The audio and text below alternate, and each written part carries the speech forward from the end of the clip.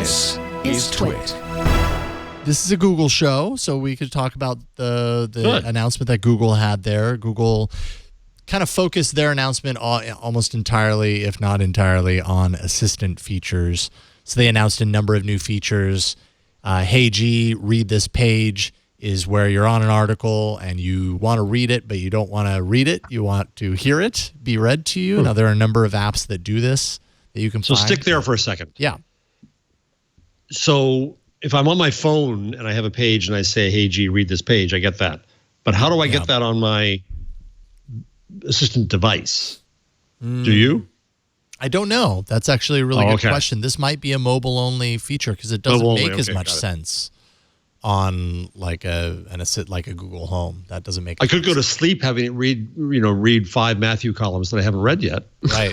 Although that would be really cool. Hey, G, read the latest column by Matthew Ingram. Lull me into a happiness of information. Yes. All right. There's nothing quite like falling asleep at night to Matthew Ingram's to journalism news. Do they have Matthew on calm.com yet? I don't know, but they probably should. Matthew would be good on calm.com. we can sponsor. Yes, we can maybe see if we can make that happen. Hey G, turn on the lights at 6 p.m. So schedulable actions, which you could do through the app before. Now you can do it with your voice if you're thinking about it in that moment. You can set up a schedule with your voice, so that's kind of nice. Do either of you have the smart displays of any kind? I do right now. You do? Well, you're going to get some... no. Hold on. Yeah. You're going to get some new features to your smart display. You're going to get a sticky note feature. Hey G, leave a note that says, and then whatever your note says. I just tried it, so it's not out. It's not out there yet, right? It just said, sorry, I can't do that now. Yeah, I don't know if these are actually released. These are all just announcements. They are not just basically announcements. Realities yet. So we're telling you about it now, and then you will forget about them. And then they will launch somewhere down the line, and you won't know that they had launched. Right. 6 months until we'll say, 3 months later. Was that at CES? Yes. Was that at I.O.? That's how this works. You'll totally forget about it. You can paste speed dial options to the lock screen. So if you have particular numbers that you want to have easily accessible, you can do that on your smart displays. Interpreter. So what's confusing to me here is some of this is smart. That's what I was talking about before. Some of it is mobile appropriate. Some of it is smart display appropriate. Right. Yeah, it kind of.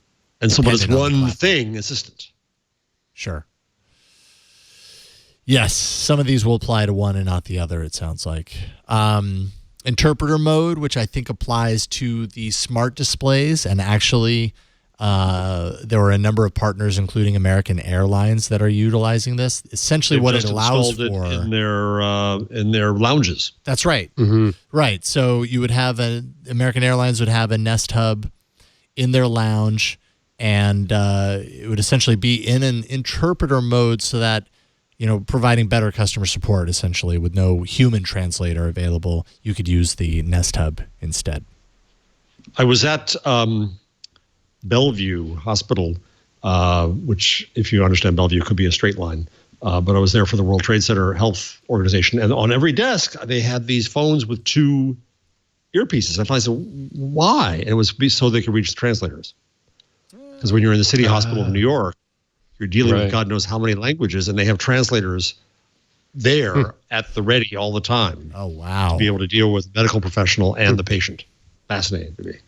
Wow. So the Nest Hub, the Google Assistant, could come in and change, put some people out of work, unfortunately. I was going to make a Bellevue crack. I'm glad I didn't. So I got it there quickly. I know the reflex. Yeah. I got it. I saved you there. You owe me one. If you've ever fired off a hot word on one of your devices and didn't intend for it, which, I feel like happens to me every day, and sometimes multiple times during a show, as is the case on All About Android, when that happens, you can then say, hey, G, that wasn't meant for you. And the history of that action. I invoke my right to be forgotten. Yes, that's like interesting. Like right away, it will erase that action. It'll erase the recorded audio. It'll be like, "Oh, I'm sorry." So, if and that feature is available. Hey now. G, how is it? It is available now.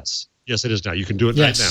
That's been available. I'm surprised that they announced it because it's been available since, I believe, December. Oh, okay. I missed that. Yeah, we did it on the show a few weeks ago, and we all said those have been around. We didn't know about it. Huh. Okay. Yeah.